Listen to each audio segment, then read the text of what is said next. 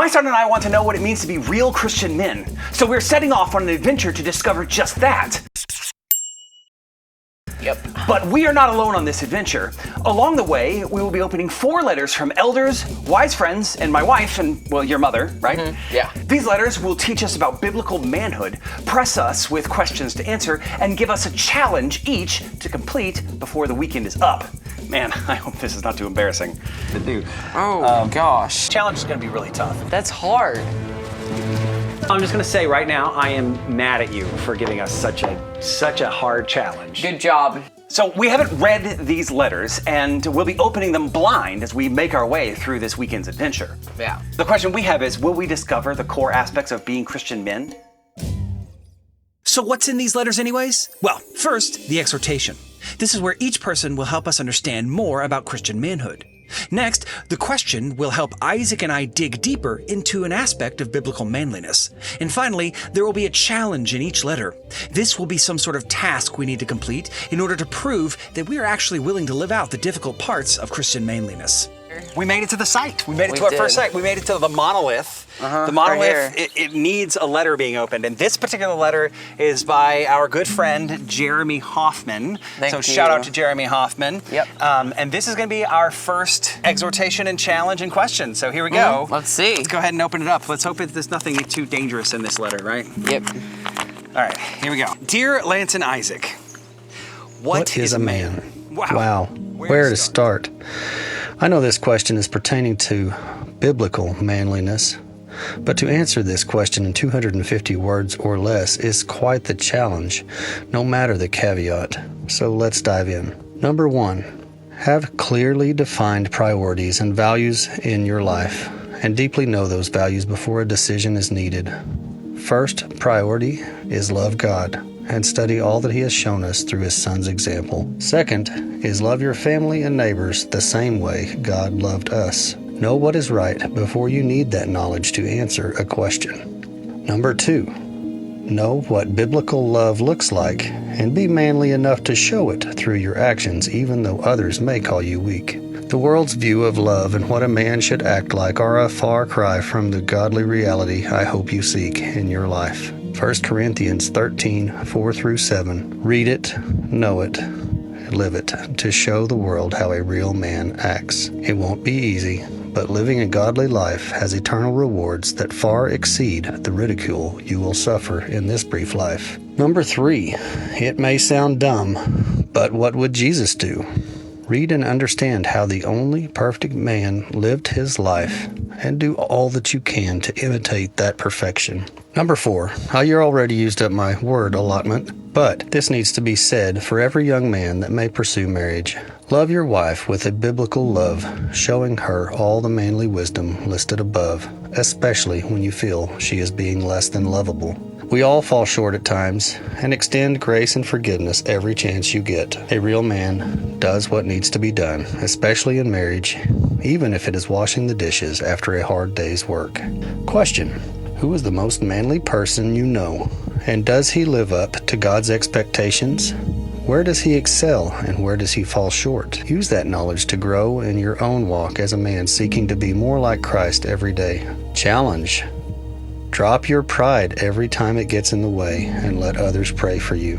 Start with your dad right now and tell him exactly what you are currently struggling with off camera if needed, so he can pray for you, support you in the way that you need to make any changes to be the man God needs you to be. Iron sharpens iron, and there is nothing more frustrating than a dull blade. Love you, brother, and I pray this trip brings you closer to God in every way needed. Signing off, Jeremy Hoffman. Okay, so the challenge is that we're supposed to drop our pride and let others pray for you. So, is there something that we need to pray for?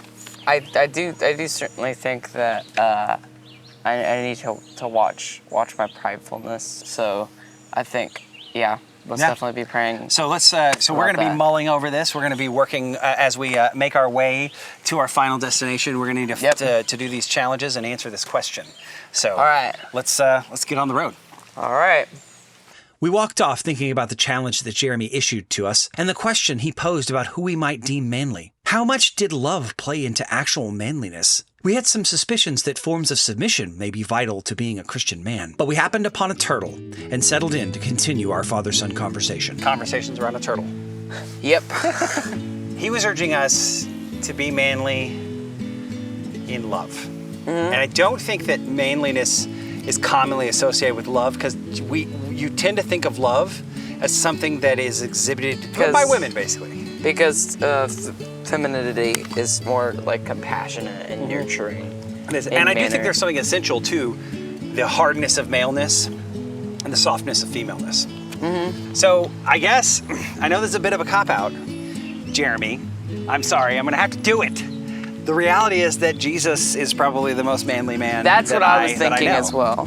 I mean, yeah, I could probably come up with an example. Like, Jeremy's pretty manly. He's a pretty manly dude. I remember this one time I came over, I had an issue, and I had to talk I just had to go over to Jeremy's house to talk to him. Well, what could be more manly than this? I asked him, hey, where are you at? And he said, I'm on the back porch. Walked out, and he was skinning a deer, just skinning this deer to pieces while we were talking about the thing that I was struggling with. So I gotta say, it's probably pretty manly right there. Yeah. At least, so our culture, it looks at manhood and it says, and it kind of does have a narrow box that it puts manhood in a way. Basically so the world kind of views it them. from a materialistic way, don't they? Where we're almost Darwinian, and a male asserts dominance in his own ways. Yeah. And a female is one who submits, kind of from a materialistic perspective. But I don't see that as a biblical model for manhood at all. No, not at all. And so the most masculine person, the most manly person that I could think of is just like what Jesus says, basically the highest sacrifice that you can make is to sacrifice yourself for somebody else. That is the most manly thing you can do. We do have to remember that manhood is essential to our nature. It is essential to us as, well, men, right? Yeah. And so there's a certain element of it that we cannot avoid, we can't get away from exhibiting. That doesn't necessarily mean that we're being the best example of man.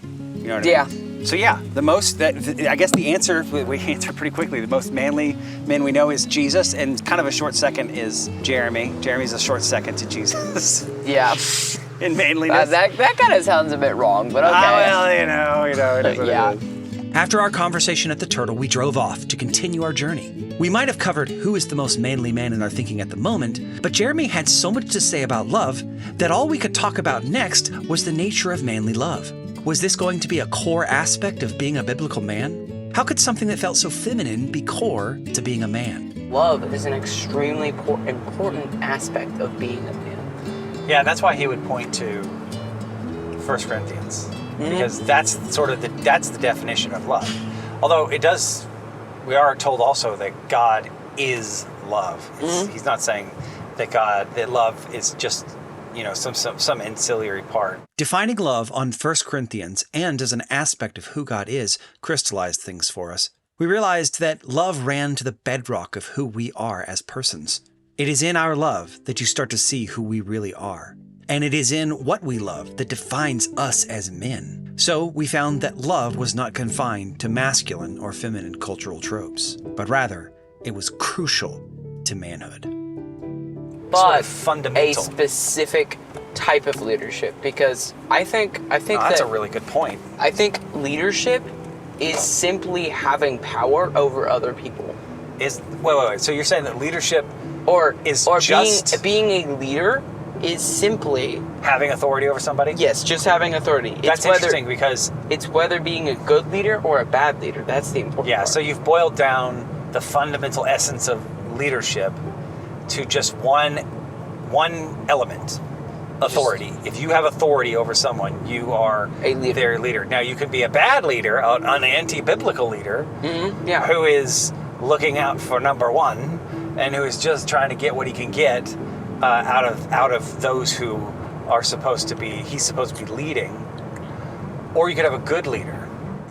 As we talked about leadership and biblical manhood, we started to think that leadership is important to the nature of being a biblical man. But being a leader meant more than just having authority over someone. We began to think that biblical leadership was linked to love in a pretty profound way. As the conversation continued, we realized that submission also played a part in leadership. in some important ways. For a biblical man, it's submitting to your church elders, Right. and your boss. Submitting to your father. Yep, and Submitting to the principal at your school. submitting in a humble and righteous way to the scriptures. In Proverbs, it says a wicked man hates instruction, Yes. but a biblical man accepts instruction as if it is gold. Our conversation lingered on.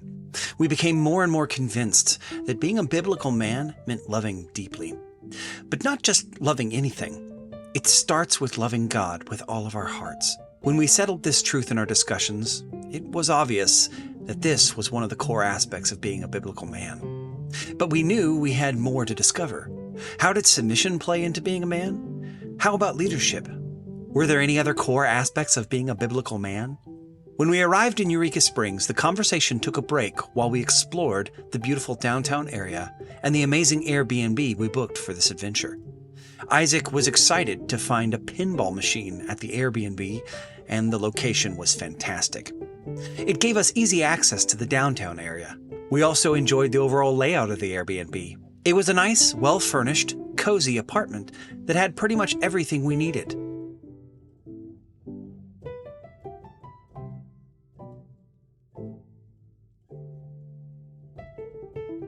With us settled into our Airbnb for the night, we decided to head out and open our next letter. All right, so this is the second letter from Neil. We went over manhood from Jeremy Hoffman in the last letter, and he challenged us to don't be prideful. Don't be prideful and be able to open up to those around you. And we're still working on that one, right? That challenge is a little bit more difficult. But his question was about who's the manliest man you know. So let's go ahead and dig into Neil Unruh. Okay. Dr. Neil Unruh. He was kind enough to send us a letter. So here we go. Dear Isaac and Lance, may the peace of Christ be on you during this journey and for all your days following. One of the questions all men must ask themselves is how we relate to half of the human beings around us, i.e. women.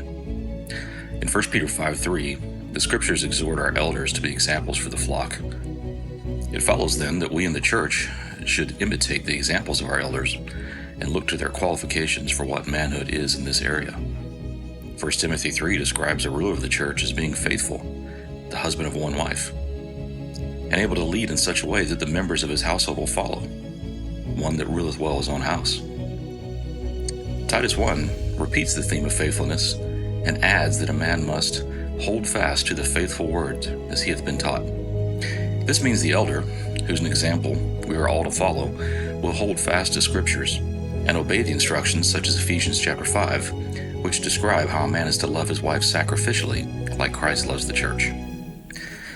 Isaac, on this journey, you're not a husband yet, but you have been given one to walk along with you, your dad. And it's not an accident that the Lord in his good mercy placed you in your father's household. Seek your father's counsel early and often. You also have a Christian wife who lives in your household, your mom, and she can give you insight into manhood from a perspective that none of us gentlemen have. My challenge for you centers on that word gentleman. For the video, give a brief description of what you picture when you hear the word gentleman, and then describe how you want that word applied to you in the years to come. There may not be any women in the church parking lot when you read this letter, but within the next 24 hours, interact with women you encounter in such a way that, without telling her what you're trying to do, she is so profoundly impacted by your conduct that she sincerely says, "What a gentleman you are." Now, I know we live in a culture that's come to despise manhood, so depending on the women you encounter, you might not get this response. Nevertheless, do the work that comes to your hand and leave the results to God. Your father and mother can assess your conduct and give you feedback if you do not encounter any women virtuous enough to recognize gentlemanly conduct. May the Lord richly bless you on your journey. Sincerely, Brigadier General Neil Unruh, PhD. Wow. Okay, that challenge. So is gonna be that's a pretty steep challenge here. We're supposed to interact with women in such a way as to invoke a response that you've been a gentleman. It's It's going to be interesting. It's going to be interesting. So we got 24 hours to do so. We're gonna have to definitely think that one through. But I think that we can accomplish this. Okay. Neil's challenge was daunting. However, when Neil talked about how we were to interact with women, it seemed that he linked core aspects of biblical manhood that we have already started to consider. Love was woven throughout Neil's exhortation. But through Neil's letter, was he pointing us to forms of submission, leadership, and other things that might be core to being a man? We pressed on, seeking to settle these questions resonating in our minds. I'd really like to mention, I really like the focus on gentlemanliness. Yes. I really like that. Yeah, that is the challenge too, man. It's a pretty hefty challenge. He wants us to elicit that you're such a gentleman from someone, from a lady out there. Oh yeah. Right. So we go get flowers and we do something like, here, could you hold these for a second? Mm-hmm. And then we tie our shoe. We go down and tie our shoe and we say, have a wonderful day, God bless, and walk away and see what that does potentially. Yeah, I mean, we could do something like that. We had formed our plan for an act to start living out Neil's challenge.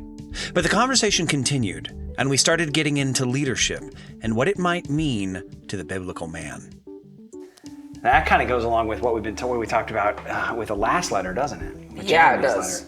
Basically, we are inspiring people to follow, even though manhood is kind of a part of or leadership is kind of a part of our ontology, right? Yeah. So leadership is a part of, so people, but there is a certain element of leadership that we gain, and a certain element of leadership that we just have. You know, just because it's a part of our ontology doesn't mean that we're necessarily good leaders, like you pointed out. So we're exhorted to be an example and to follow the example of our elders. Yeah. You know, there is most definitely a hierarchy of leaders in the church. And depending on where you're at, where it be just a church goer or a deacon or even an elder or a pastor, basically certain levels, especially in the Presbyterian church, even the pastor has to go up to the presbytery and basically there are levels of authority for a reason, so that every man in the church not only teaches men, but also looks up to others. Yeah.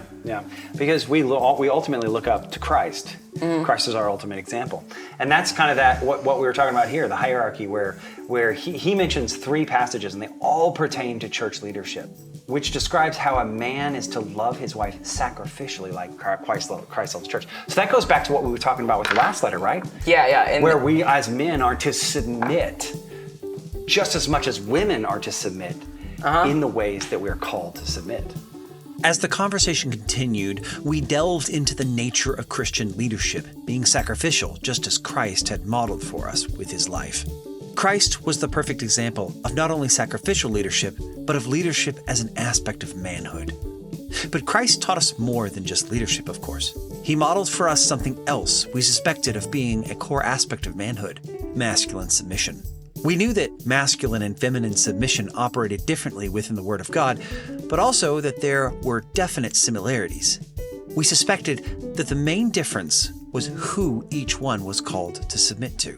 Men were called to submit to elders and ultimately to the Lord, while women were called to submit to their husbands along with the church elders and ultimately to the Lord. But while talking about submission, we needed to know, how should it feel for a wife to submit to her husband? Or a husband to submit to his church leadership, for that matter. Right? Yes. Because, I mean, the Bible says to outdo one another in love. Wouldn't that be all the more applicable to how a man should outdo his wife in love? Mm-hmm. Right? Yeah. He's like, so instead of being like, well, I did the dishes yesterday, so you should be doing the dishes tonight, right? Yeah. Instead, he should outdo her in love and say, I'm just going to do the dishes until you decide you want to do the dishes effectively. That's part of sacrificial love. That's the essence of the Christian man, in fact. Okay, so one of the things he asked, though, that we do need to discuss is gentleman. What does the word gentleman mean? I think that it's been defiled. It's been defiled by the culture, exactly.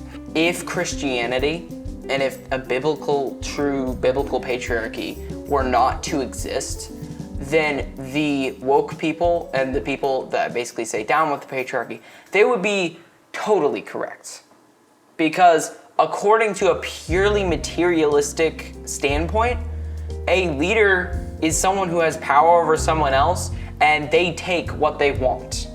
They take They get what the benefits that they can get, right? yeah, and they take what they deserve, and they oppress the others because Because it doesn't work for them. yeah. According to the world. So according to the world, if there weren't a solution and such a beautiful and servant-minded solution as Christianity, then yeah, I would agree with the Down with the patriarchy. Christianity has a completely opposite message as when it comes to patriarchy. Oh, The yeah. patriarch is the lead sacrificer. The patriarch is the lead servant. The patriarch, though his role be the one where he needs to lead the family in the way of truth and the way of Christ-likeness, well, how do you lead your family in Christ-likeness if you are not the first one sacrificing? We covered a lot of ground in our talk this afternoon, but as we talked, we realized that we had unearthed yet another aspect of being a man: leadership. This was a complicated one that works closely with the other core aspect that we discovered earlier with the help of Jeremy's letter: love.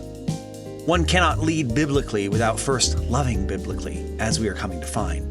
And Neil's call to understand the nature of the word gentleman and how a man was to interact with women gave us insights into how these two core aspects worked together. As men lead their families and even different congregations of the Bride of Christ, they must love the Lord their God with all their hearts.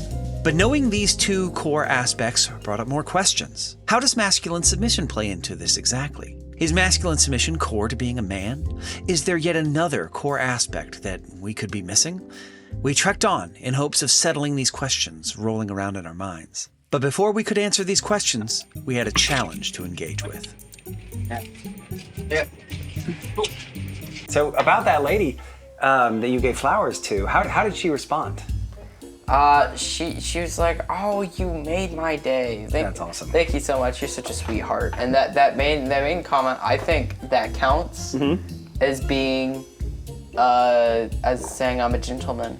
I think that's pretty close. That's pretty close. Yeah, so- we actually waited for her to come out because we were like, hey, this is a person. She had commented earlier in the store about how we were walking around with these flowers, and she said, oh, you shouldn't have. And we were like, perfect person.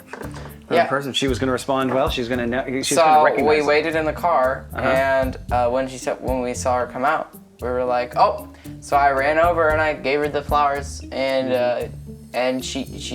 we actually hugged because she was so excited. So we have to continue to be gentlemanly, right? That's the goal. We're going to continue to be gentlemanly for the next 24 hours. But yeah, how do you think that challenge is going so far?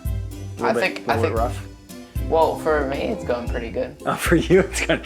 Later, you're like, oh, but for you, it's not going so well. Okay, well. So Neil, I'm just going to say right now, I am mad at you for giving us such a hard challenge. Good job. Oh, okay. He's going to say good job, but Neil, I'm going to get you back. Just to say. Okay. But anyways, all right. So we're going to continue Neil's challenge. We're continuing Jeremy's challenge of dropping our pride when we need help, right? And then, so really, we've got another letter. We got actually 2 more letters to open. We made our way into downtown New York Springs for more opportunities to act like gentlemen.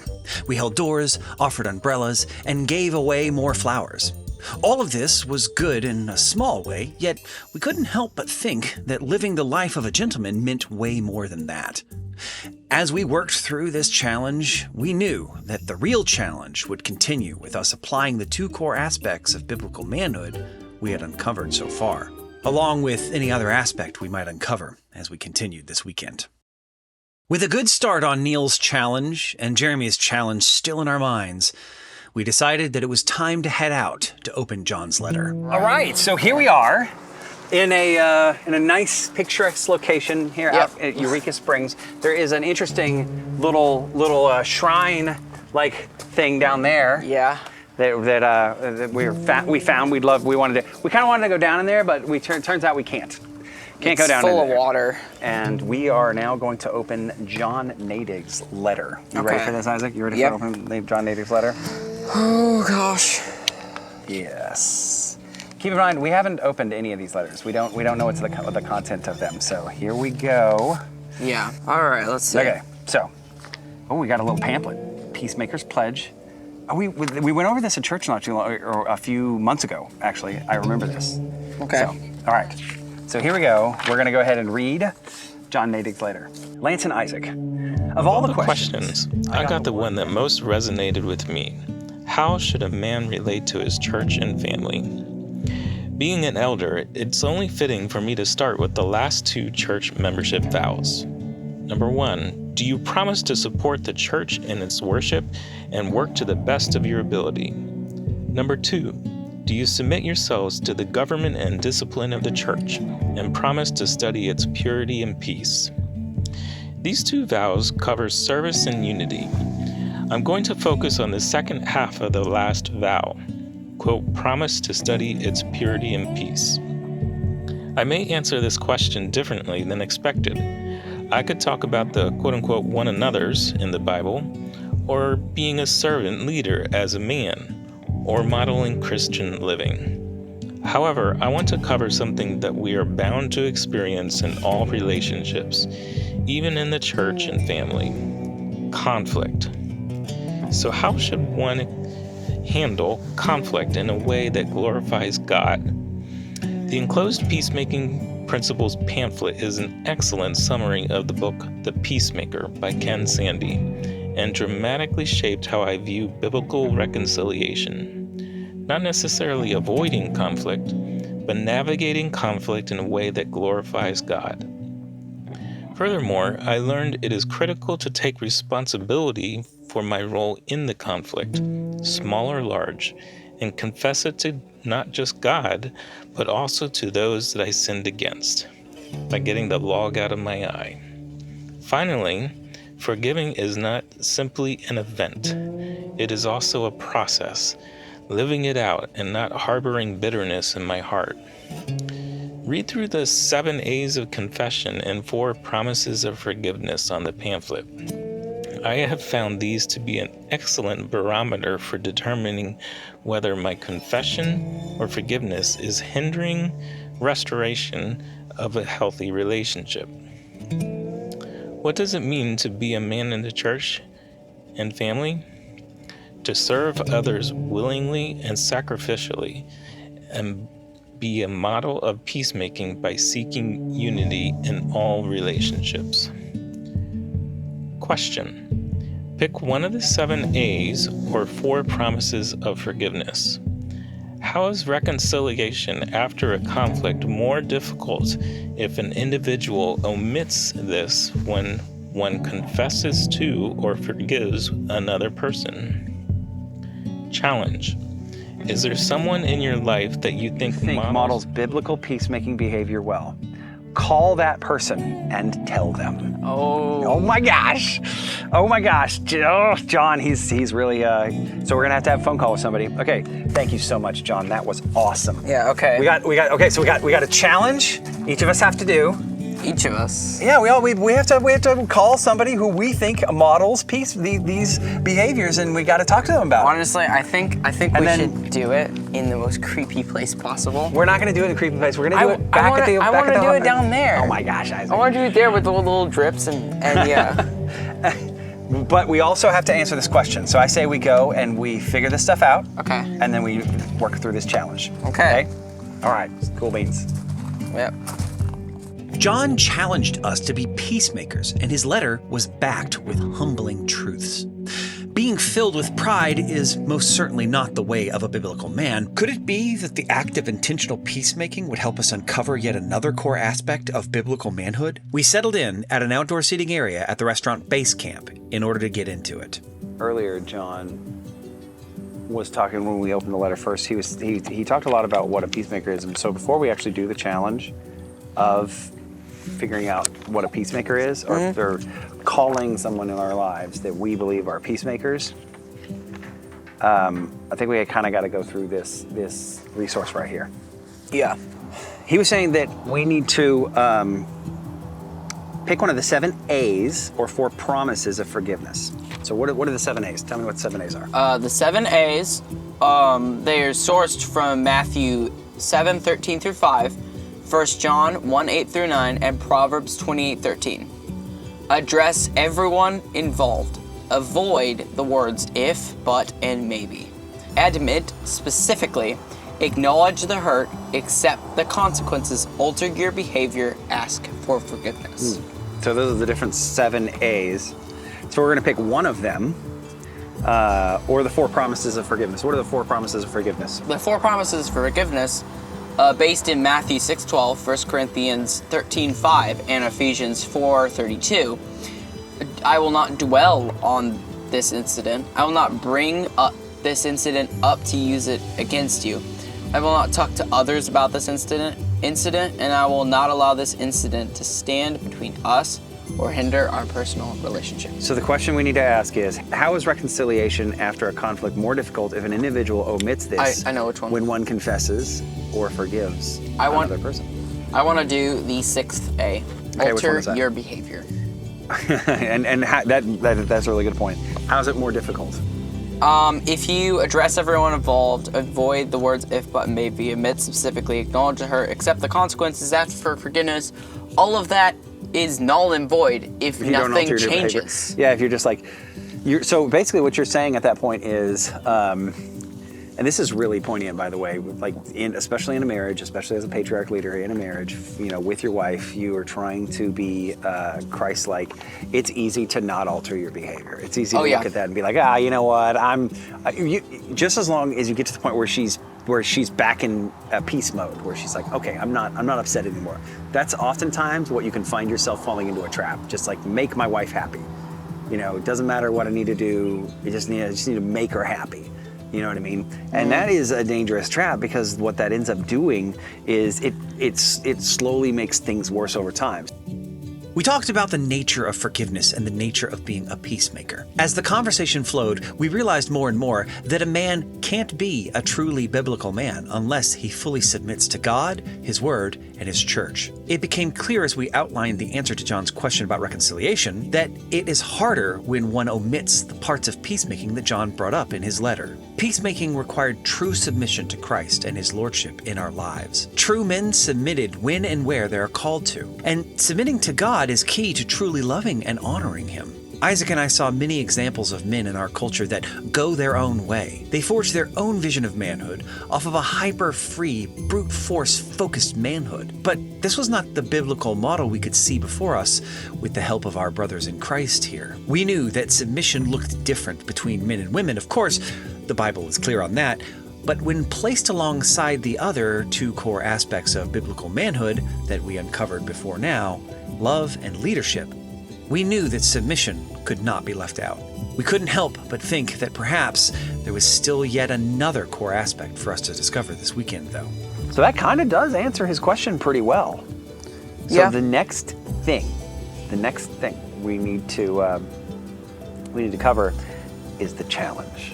So the challenge is there someone in your life that you think models biblical peacemaking behavior well? Call that person and tell them. So it just says tell them, just says, hey, we're gonna just talk to them, say, hey, I think you might, we can tell them we're doing a challenge. Can I look at the thing a bit more? Oh yeah, the peacemaking thing, so we can kind of, that's a good idea, Okay. So we gotta kind of get an idea. So now we're gonna think through, before we head back to the place, we're gonna think through individually who that is that we're gonna call, and then we're gonna call them, okay? Sound good? Okay, yeah. Isaac and I headed back to the Airbnb to engage with John's challenge. We both had several people in mind for who to call and tell that they were great examples of peacemakers in our lives. But we had to choose only one, so we settled in at the Airbnb to make the phone calls. Hey, Phil. Hey, Lance. Good evening. How you doing tonight? Man, I'm doing fine. We're watching A Bug's Life. You're watching A Bug's Life. That's awesome. Do you have a second to talk? Yeah, I do. Awesome. So, I called for multiple reasons, but one of them, the most pressing reason, I guess you could say, is our elder at our current church challenged us to call the person that I thought was a strong peacemaker. And honestly, I think you exhibit the qualities of peacemaker extremely well. I was thinking of all the different people in my life and thinking back, and I was just like, hey, you know what? Phil really exhibits those qualities. So I wanted to call you and tell you that I really appreciate you, exhibiting those qualities of peacemaker. So. Oh, well, Lance, thank you so much. that is a very nice thing to hear, and I appreciate hearing that from you. I really respect your opinion, and I greatly appreciate that. Thank you. Next, Isaac called his friend to let him know that he was a peacemaker in his life. This little thing, and I wanted to say that out of everyone else, I think that you are a great peacemaker in our friend group. With 3 letters, 3 questions, and 3 challenges still fresh in our minds, Isaac and I headed out to open the last letter of the weekend. We knew that there was more to learn when it came to being truly biblical men. The 3 core aspects that we discovered so far challenged us deeply to act like men, as Paul charges in 1 Corinthians 16:13. We knew better now that love works alongside masculine submission to Christ's lordship over our lives, and submission to the call to be leaders in everything we do, which, when not officially a leader, looks like modeling righteousness for all around to follow, still had something more to interact with it. So we were eager to discover what Sarah had to offer in this weekend's adventure. All right, so we are here finally with the final letter in our hands. All right. After the full weekend, we've opened 3 other letters, and this one, though, is from Sarah, from my wife and his mother. And so we're going to go ahead and open this letter, then we're going to deliberate here, and we're going to see what this is all about. Okay. So, Sarah writes, My dearest Lance and Isaac, as I begin this letter, I want to say first of all how very honored and proud I am to be able to not only be a small part in this weekend, however, how treasured and blessed I am to be a part of each of your lives. Lance, I cannot say I have known a man more humble and vulnerable to the Lord and before men. I am forever grateful and thankful for your desire not only to show your fallible attributes, but by doing so without restraint, you have been an example so our son can know the nature of sin and understand his need for the Lord. Isaac, you are a treasured joy and fill every room with life the moment you enter it. You get this from your father, and I am so very blessed to be your mom. As you grow, remember that your honesty and steadfast faith in the Lord are your strongest attributes. Find peace in knowing you are deeply loved by both your father and I. We are filled with peace and joy as we watch what the Lord is doing within you. Know that you are forever a precious son of God and forever loved by your parents. May this weekend be one that the Lord uses to graciously mold you further into the man He has called you to be. For your final challenge and question, when I think of a truly biblical, godly man, I would be wrong to seek perfection. Perfection is only found in our true husband, Christ Jesus. And to put such a burden on yourself as a man is truly devastating. While you may never reach his standards here on earth, you may wonder where you should even begin as a man of God. If you are unable to attain the perfection of Christ, like Romans 3:10 states, no one is righteous, no, not one. Where do you even start? The same place the Apostle Paul did, in humility and confession. A truly God-loving man begins his work, his church service, his family, his leadership of those around him, with a heart that fears and loves the Lord with every fiber of his being. And he realizes his need for Christ is ever present within every moment. Reflection verses: Ephesians 1:4-6 and Romans 8:30. Challenge.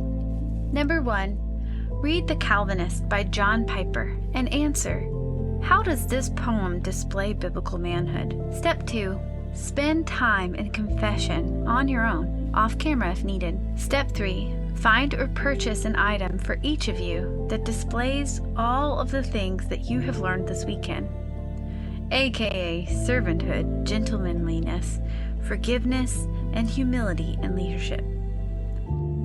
Step number 4, seek verses that go along with your object and share how they will help you keep this weekend fresh in your mind. Memorize those verses.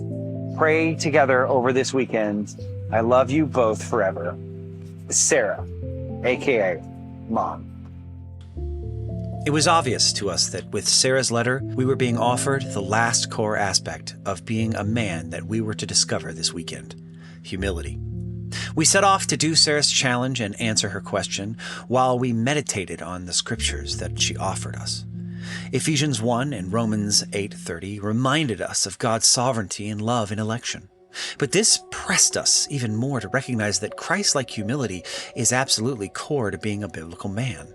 We also read through The Calvinist by John Piper and saw in that the 4 core aspects we discovered this weekend interwoven throughout his poem. See him on his knees and see him in dispute added more to our understanding of the core aspects we were now exploring as we worked through Sarah's challenge. We both spent time considering the verse that we should use for this weekend's memory verse and found items to remind us of what we learned this weekend. As Isaac and I have been mulling over the 4 core aspects of biblical manhood that we uncovered, love, humility, submission, and leadership, we've been challenged in every respect. We saw a deep rift forming in our minds between the world's view of manhood and the biblical view of manhood. But the world had 2 views of manhood, really, and both of the world's views of manhood, the classical hyper-masculine Marlboro man and the current hedonistic shattered manhood, are fundamentally opposed to the biblical view. But in both of the worldly views, there is a common theme. The man is first in all things. The world says we are first to conquer women, first to gather pleasure for ourselves, first to be served because we are powerful, first to run up any ladders we find and overcome as many men and women as we can, first at the table,